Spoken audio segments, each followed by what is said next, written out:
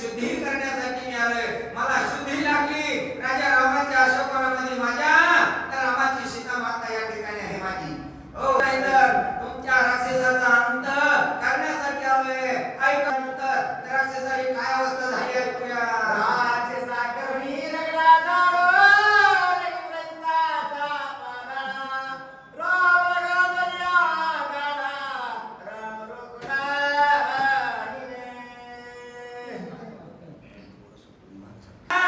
हे जे इंद्रजिताच्या जीवावर जेवढ्या मारतोय ना, हो त्याचा आता इथंच असणारा त्याचा आदोडा संपविणार एवढंच नाही, तर त्या रावणाला मारण्यासाठी माझ्या भगवंताचा हो राम नामाचा गाडा यायला लागलाय पाठीमागून. आता फक्त एकटंच आलंय पुढं, बरोबर आहे, दुसरं सोबत नाही. पाठीमागून येणार एवढं हनुमंतानं सांगायला सुरू केलंय. एवढं सांगत असताना आता ते सर्व आलेली राक्षस आहेत काय करते ऐकू पुढं. ऐकता हनुमंताची मात बोंब उठली लंकियात ऐकली किंकराचा गाते लंकानाथ दचकला. हनुमंताची ऐकून या मात बोंब उठली लंकेत. चौकळ सगळी वार्ता पांगली, वार्ता पांगली. घेतो आवाज कमी केलाय ना. भणी आहे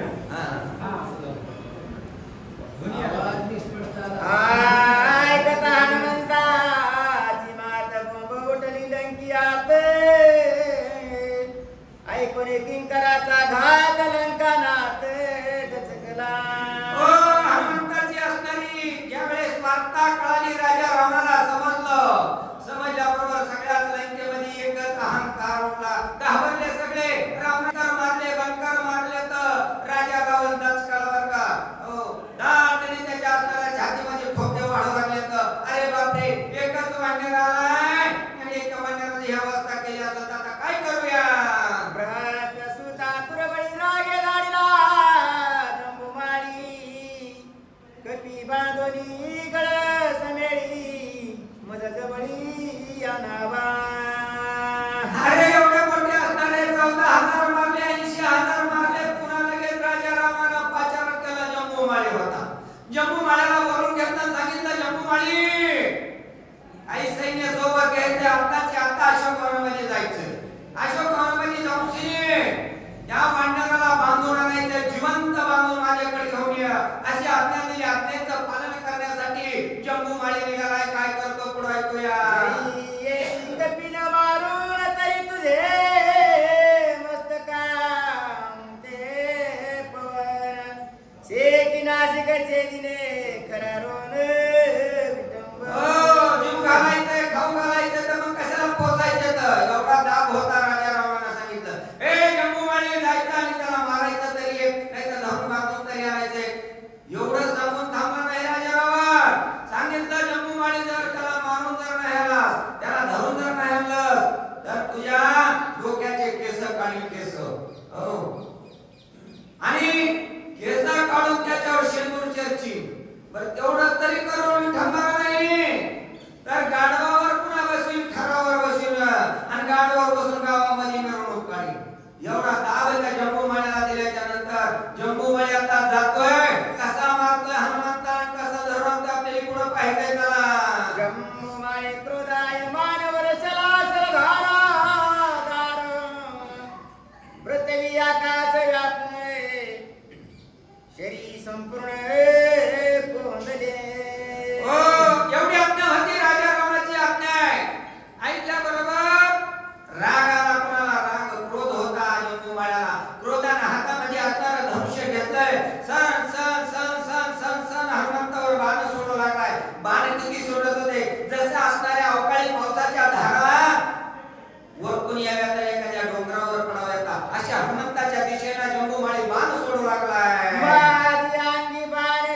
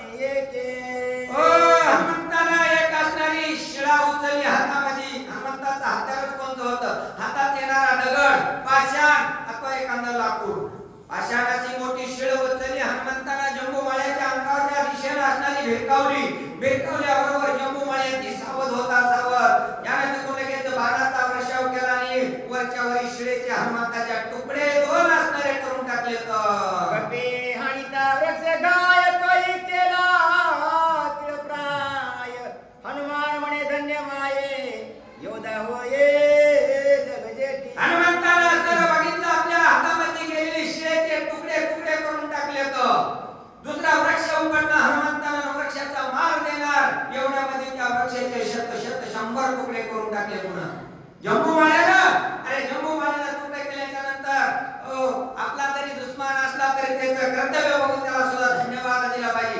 धन्य धन्य म्हणला हनुमंत याची माईने ज्या जन्म दिलाय तिला सुद्धा असणार धन्यवाद द्यावा. असा पुत्र तिच्या पोटी आलाय एवढा असणारा निराळी वेळा कोण जम्बूमाळी असा हनुमंत बोलतोय. माझे श्रागात वृक्षस नेई निवारो निमहाबळी योधा होय राक्षस कुळी जम्बूमाळी महावीर. ओ हनुमंत विचार करून बोलतोय अरे एवढी मोठी शिळा आहे आणि माझ्या हातामधून शिळा गेल्याच्या नंतर तिच्या आजपर्यंत कोणाला तुकडे करता नाहीत. त्या शिळेखाली कोणीही वाचलेलं नाही पण तिचे तुकडे केले. एवढा मोठा वृक्ष मारला वृक्षाचे तुकडे केले आणि पुन्हा माझ्या बरोबर युद्धासाठी असणारा समोर आलाय. धन्य धन्य त्याच्या मातेला द्यावं लागल त्याच्या आईला धन्यवाद द्यावा लागल. आणि असा पुत्र तिच्या पोटाला आलाय ती माय आहे चांगला मुलगा पोटी येणं क्षत्रिय पोटी येणं हो बरोबर आहे परमार्थिक पोटी येणं त्याला सुद्धा त्या माईची कुस पवित्र लागते त्याच्याशिवाय येऊ शकत नाही. असा धन्यवाद हनुमंताच्या मुखातून जम्बूमाळ्याच्या आईला दिला. जम्बूमाळ्याच्या हो एवढा असणारा जम्बूमाळ्याची आई असणारी त्या ठिकाणी पुण्यवान होती म्हणून असा मुलगा पोटी आलेला आहे. आला चंद्रबाण सनेरी कपिंद्र विंदिला कपाळी बाण सोने ते काय लागता निजळी जंबूच्या. अरे जम्बूमाळ्याला लगेच असणारं बाण हातामध्ये धनुष्य घेतलं आणि लगेच बाण मारलेला सन सन सन सन सन सन सन करीत आला आणि हनुमंताच्या कपाळावर बाण लागला. अरे डोक्यामध्ये बाण लागल्याबरोबर जसं असणारा एखाद्या लोखंडाच्या खांबावर दगड मारावा तो दगडाचा चेंडू मारल्याबरोबर चेंडू जसा टिपकोर मागे यावा तसा तो हनुमंताच्या डोक्यावर टिपकाला बाण आणि परत जाऊन सेने जम्बूमाळ्याच्या डोक्यावर मागे लागलाय. अशी अवस्था असणारी त्या ठिकाणी हनुमंताचा आणि जम्बूमाळ्याचं युद्ध चालू झालंय.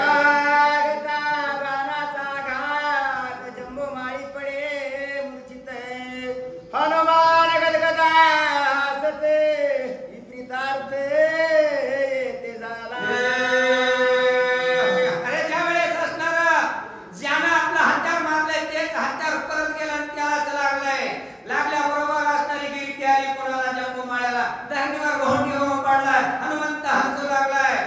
अरे काय असं असणार विपरीत झालं मी तर त्याला मारला नाही हाणलं नाही त्याच्याच हातातलं शस्त्र येतंय मला लागत नाही ते परत जात आणि त्याला भोंडी येते असं कसं झालंय. गद गद गद गद हनुमंत हसू लागलाय. काय करतो जम्बूमाळा ऐकू पुढं रघुपती तुझे बाण तुझाची घेऊ पाती प्राण आता काय सेरे जाय परतले हनुमंताला असणारा होऊन रे जम्बूमाळ्या. अरे एवढे बाण सोडू लागला पण तुझे बाण मात्र माझ्या अंगामध्ये टोचत नाही त्याचा मला त्रास होत नाही.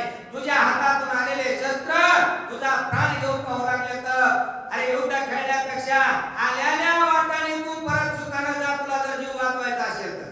हो असा सुद्धा युद्धाला बरोबर काधी समजून सांगणारा सांगितलं आलास तसा परत जा युद्ध खेळू नको तुझं शस्त्र तुझा घात करणार आहे. हाय कोणी कपीचे वचन जंबो विचारी आपण परतलिया दंडीला रावे करू निर्वाण युद्धयासी. हो ज्यावेळेस हनुमंतानं असणारं सांगितल्याबरोबर विचार केला विचार जम्बूमाळ्यानं आणि मनामध्ये विचार करतोय आता तर मी परत जावं मरण ताटळय दिसतंय पुढं पण परत जाऊ तर मी थांबणार होईल मरणापेक्षा अवकाळा भारी असते अवकाळा होणी मरण आलेलं चांगलं या. हो शहाण्या माणसाचं लक्षण असतं बरं का मरण भले तरी अवकाळा अवकाळा होणी परत जर गेलो तर राहून अवकाळा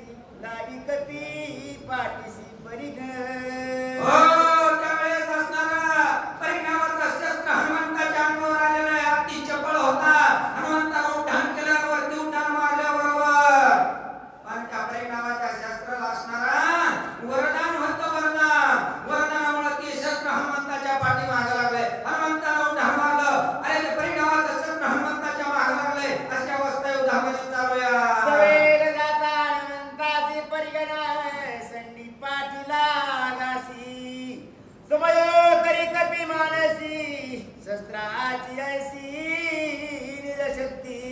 हनुमंताला उठाण मारलं, आपला मार चुकवण्यासाठी अति वेगानं उठाण बाजूला मारलंय, पण परिणामाचं शस्त्र मग हनुमंताची पाठ सोडित नाही. हनुमंताला पाठीमागं बघितलं, काय अवस्था आहे, मगाचं शस्त्र परत गेले, पण हे शस्त्र आपला पाठलाग करते. ह्याच्या पाठीमागं काहीतरी मोठी शक्ती दिसती. कोणती शक्ती असेल? हनुमंत विचार करतोय. विचार पडता वाने स्वर्गी उठिला आकार. परी का सुटला दुर्धर आधी कपिंद्र वाचला. अरे ज्यावेळेस हनुमंत उठाणावर करीत विचार करू लागलाय, आणि ज्यावेळेस विचारामध्ये हनुमंत पडलाय, स्वर्गामधल्या देव सगळेच्या हाकार उठला, सगळे चिंता करू लागले. अरे आता हनुमंताचा घात होतो की काय? परिणामाचं शस्त्र आहे, हनुमंताच्या पाठीमागे लागले, आणि हनुमंत तर विचार करू लागलाय, काय करू ही चिंता कुणाला लागली? हनुमंताला. अरे जगाचा मालक झोपलेला नाही बाबा, त्याची सेवा केलेली आहे, रात्रंदिवस मुखामध्ये राम बाबूला नाही. हनुमंताच्या काय करतोय पुढं? जाय कथा गोष्टी परी का येता देखुनी पाठी कपे पोचे घातली उठी. चेपिले घाटी देवतेची. थोडंसं पुढे घ्या तुमच्याकडे. त्यावेळेस लगेच असणारा हनुमंताला अरे काय विचार करायची गरज आहे? बुद्धी दाखवायचो असणारा भगवंत प्रभू रामचंद्रांना बुद्धी दिली. हनुमंता विचार करायची गरज नाही. अरे आपली शेपटी सोबत आहे, मगच सांगितलंय, दोघांचं नातं अतूट आहे. शेपट्यांची सावध होती, नाती शक्तीची असणारी शक्ती होती. त्या परिघाची शक्तीने लगेच विचार केला, आणि शक्तीने लगेच असणारा येडा मारला कुणाला? परिणामाच्या शस्त्राला. आणि त्या परिणामाची शस्त्राची जी शक्ती होती तिची घाटी दाबली. घाटी कुणाची? परिघाची घाटी दाबली. पुन्हा हनुमंताच्या शेपटीने काय अवस्था झाली पुढे ऐकू. देवता म्हणे श्रीराम भक्ता तुझा मी शरणार आता. शस्त्र देवता समजता शरणागता तुझ होती. लगेच असणार आता चमत्कार दाखविल्याशिवाय नमस्कार करीत नाही कोणीच बाबा. अशी अवस्था झाली या ठिकाणी. अरे त्या परिणामाच्या शस्त्राने लगेच हनुमंताला शरण आली. शरण सांगितलं, ए हनुमंता, अरे मी तुला शरण आले. शरण बाबा एवढंच नाही तर जेवढे माझ्या असणारे शक्त्या आहेत ना, माझ्या शक्त्या तेवढ्या तुला आम्ही शरण येऊ. आणि शरण आलेल्याच्या नंतर त्याला मरण आहे. तुमचं ब्रीद आहे, कुणाचं? भगवंताचं ब्रीद आहे. अरे राम भक्त आहेस तू, सोड मला, मारू नको. शस्त्रा शक्ती भूत शक्ती मंत्र यंत्रे तंत्र शक्ती अवघ्या तुझे शरणायती मज मारुती वाचली जा. शस्त्र शक्ती, मंत्र शक्ती, तंत्र शक्ती, विद्या शक्ती, भूत शक्ती, जेवढ्या शक्ती आहेत ना त्या प्रत्येक तलावर तेवढ्या तुला आम्ही शरण आलो. शरण मला जरी आपल्याला वाचवलंच या ठिकाणी, तर सगळ्या तुझ्या शरणागत तुझ्या पायापाशी येतात. एवढी असणारं माझं वचन आहे हनुमंता, तुला मारू नको मला. गोरणी पुच्छाचे बंधन शस्त्र देवता शक्ती मंडळा लोटांगणे गाडी आपणे हनुमंत. राम भक्ताचं कामाचं आज किती जरी आपल्याला विरोध जरी केला कोणी, आणि जर त्यानं जर माफी मागितली ना, तर राम भक्त त्याला नक्की असणार अभयदान दिल्याशिवाय राहत नाही. तर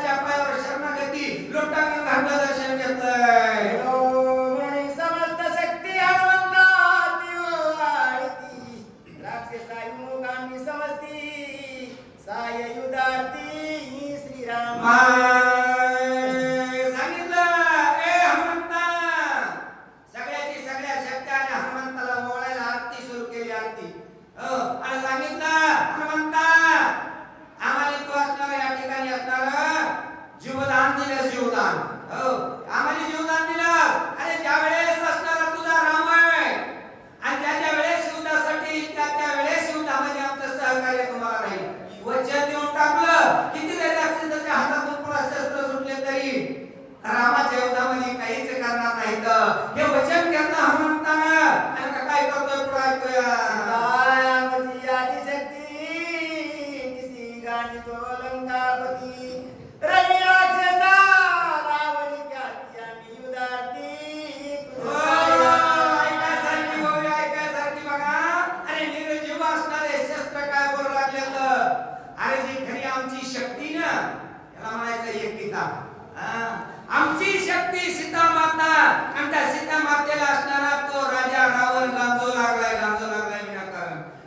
तीच आमची शक्ती खरी आणि त्या शक्तीला गांजतोय म्हणून आम्ही सगळेच असणारे आता तिच्या कैवारासाठी राम भक्ताला सहकार्य करणारे भगवंताला सहकार्य करणारे अशा त्या शक्त्या सगळ्या बोललेल्या आहेत.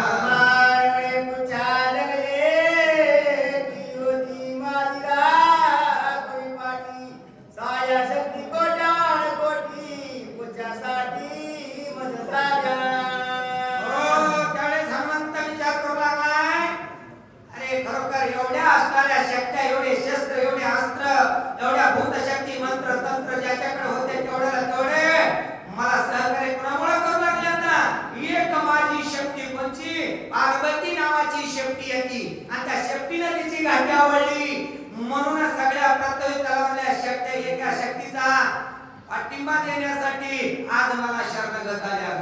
हो ती पार्वती सुद्धा एक शक्तीच आहे. स्त्री म्हणजे शक्ती आहे. स्त्रीच्या शक्तीमुळे काय घडत नाही. अरे मारायचं काम शक्ती करते स्त्री शक्ती, मारायचं काम स्त्री शक्ती करते.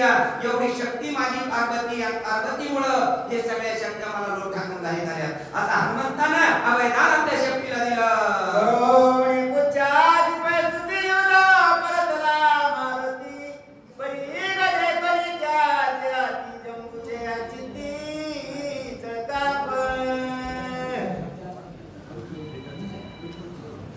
अरे ज्या वेळेस असणारा हनुमंतानं शरणागत आलेल्या शक्तीला बघून शिने जम्बूमाळ्याला चढ काप सुटला.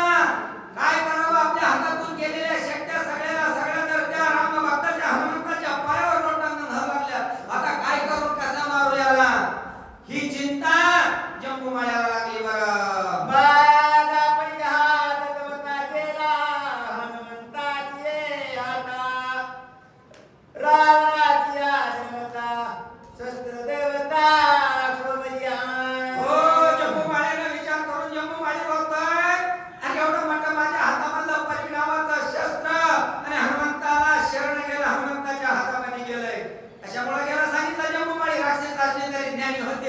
अरे